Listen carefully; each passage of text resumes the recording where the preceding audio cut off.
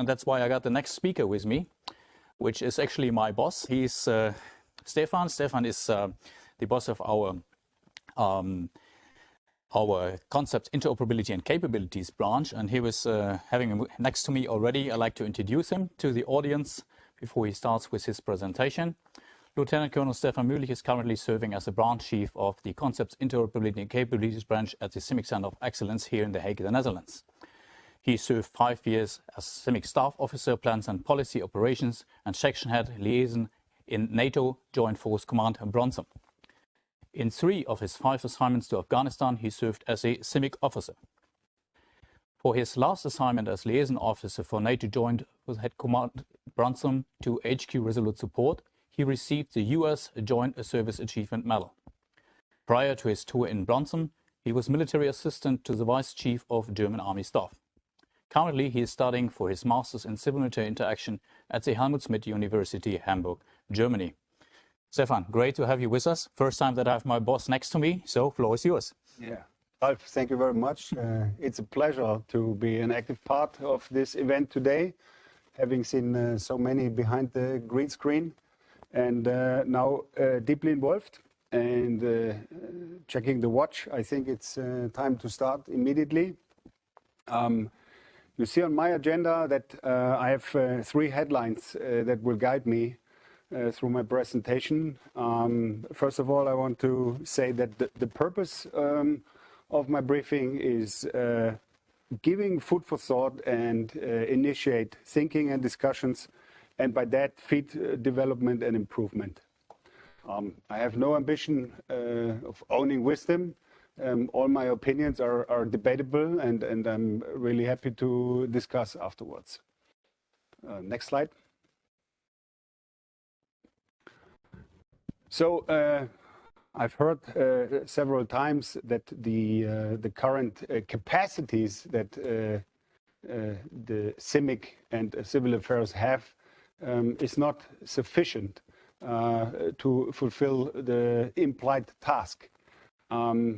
One solution to this, and I think it's a very important aspect. It might appear to be semantic, but in the end, it is really important to understand the difference, according to the definition of CIMIC, between CIMIC as a joint function and CIMIC as a capability. So if we see CIMIC as a capability only, this is not sufficient. According to our cornerstone doctrine, AJP 01, we are talking about 8 joint functions. 1 is maneuver, 2 fires, command and control, intelligence, information activities, sustainment, force protection, and the 8th one is civil-military cooperation. So obviously, those joint functions in AJP 01 are not equivalent to staff functions. Only the CIMIC joint function and the staff function have the same branding, the same name.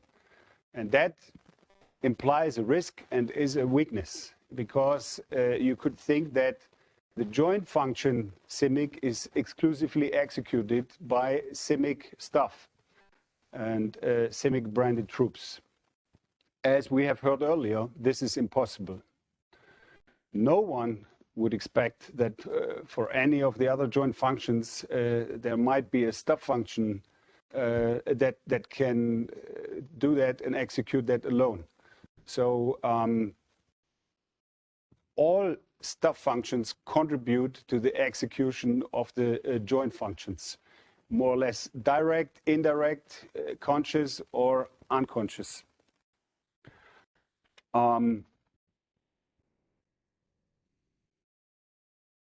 I can make an example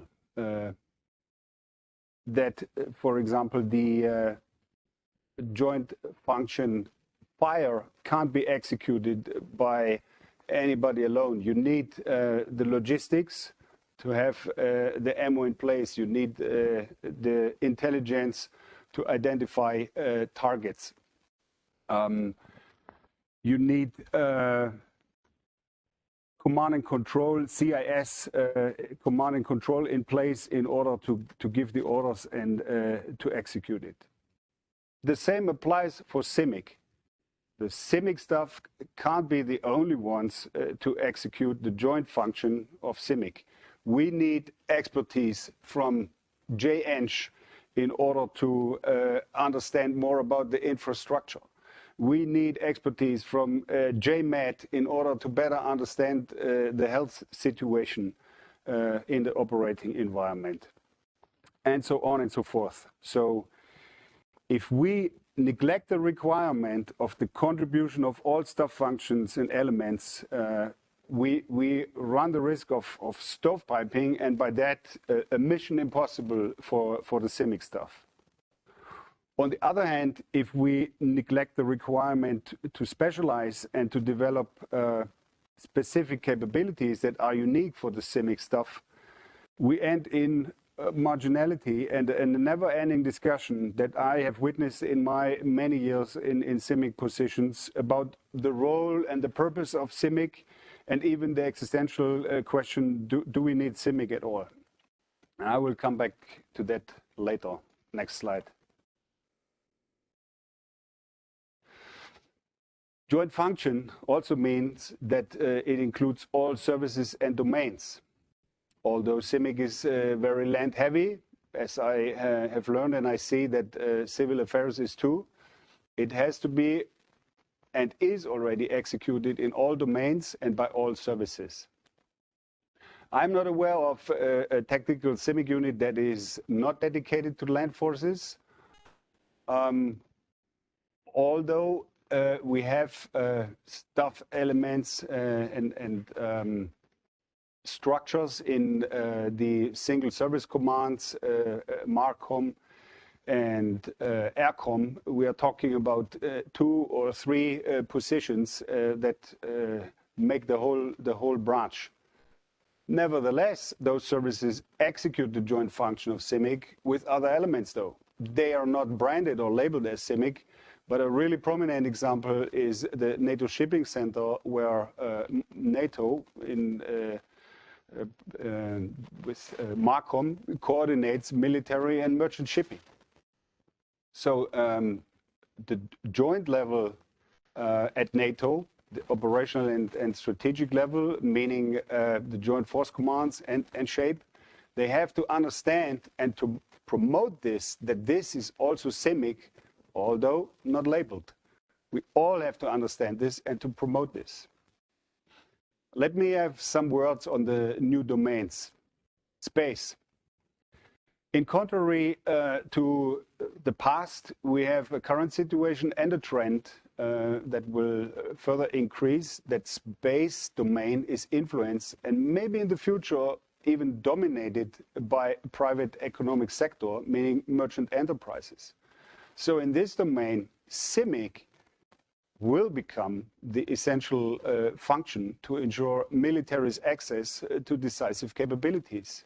Space is international. Space forces do and will contribute to CIMIC. Cyberspace, just as in space, there are no physical national borders and territories. It is the domain where cognitive and behavioral dimension are affected, and by that we are in cognitive warfare. This is happening and will be happening in cyberspace. With no physical borders, so no harm to territorial integrity, the cyberspace domain is the primary battlefield below the threshold of an armed conflict. Target audience and targets will be the population and critical services and infrastructure.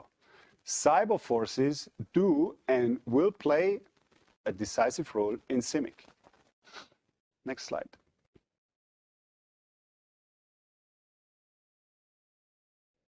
My second headline, multinational versus national. We have heard it in Xabi's presentation, but let me give you my thoughts on this.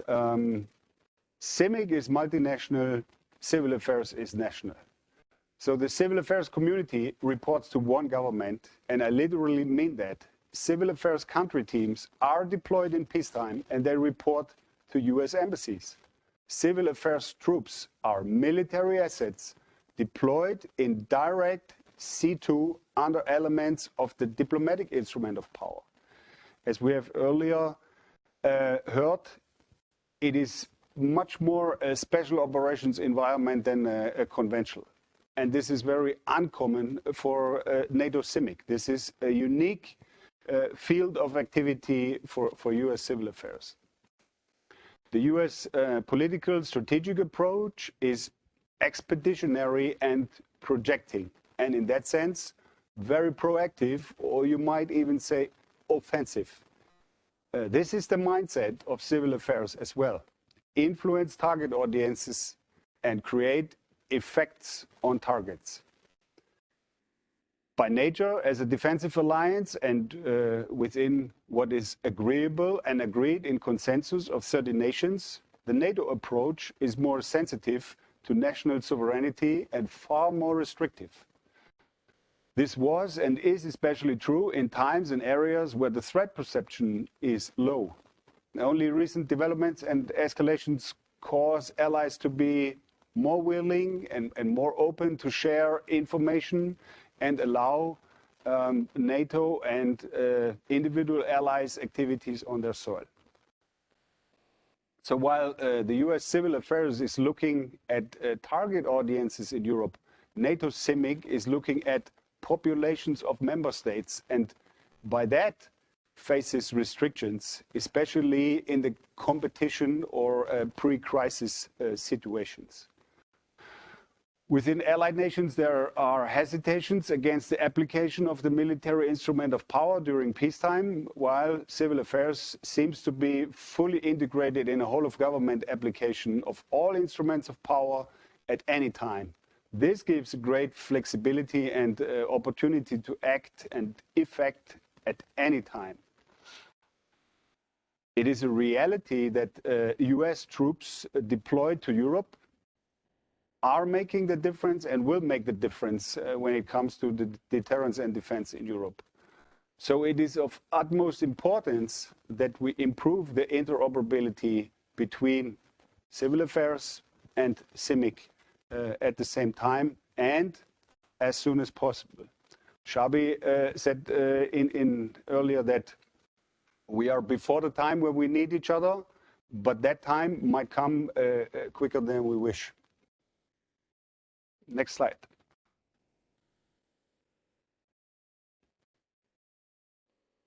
Nick has already mentioned parts of this, but we are here at the CCOE and the CIMIC community in NATO share the opinion that we currently lack a decisive capability to fully contribute to military decision-making processes. There are different trends on what should be the way ahead for CIMIC troop and staff elements, so for the CIMIC branded capabilities. Some focus on civil-military interaction as a proactive measure of non-lethal effectors that share information and are more used as a STRATCOM tool to spread messages. Some reduce us on the humanitarian aspects that occur in operating environments. We are convinced that we need to develop the capability to understand the civil environment and ensure the integration of this understanding in decision-making processes with relevant products. We need to be able to collect data, extract relevant information from them, and process it to solid advice based on a proper assessment. If we achieve that, nobody will question the relevance of CIMIC or civil affairs. Next slide. So the way ahead: think and act in support of a joint function. Claim responsibility by your leadership and by the commander, and remind them, encourage them to own this joint function, to have the primary responsibility lies with the commander for the execution of this joint function. At the same time, claim contribution from other staff functions. Be aware and don't be ashamed that we rely for the proper execution of this joint function, we rely on the contribution of all specialists in our headquarters and in the deployed forces. If all elements work together and are synchronized, and here we have to claim the leading role and the responsibility when it comes to put that all together to one thing, which is the understanding of the civil factors of the operating environment. Claim responsibility for that, but at the same time claim contribution. Understand the limitations for NATO CIMIC and exploit the options that civil affairs has that NATO CIMIC units and elements don't have. If we are aware of those differences, we can exploit them and we can take advantage of them.